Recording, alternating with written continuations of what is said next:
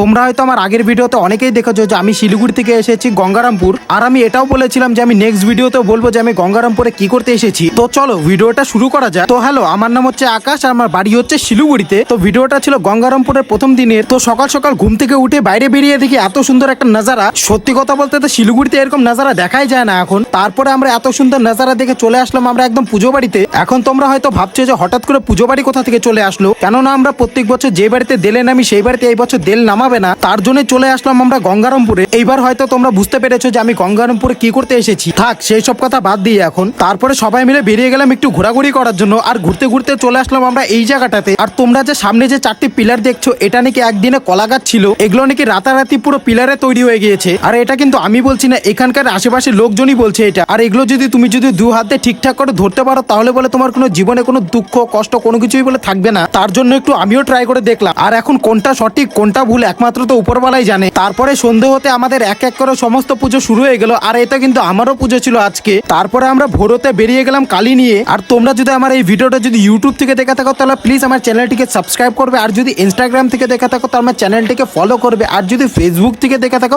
তাও ফলো করবে। আর আজকের মতন ভিডিওটা এখানেই শেষ করলাম। হর হর মহাদেব। আর তোমরাও কমেন্টে লিখে যাও হর হর মহাদেব। আজকের মতন বাই।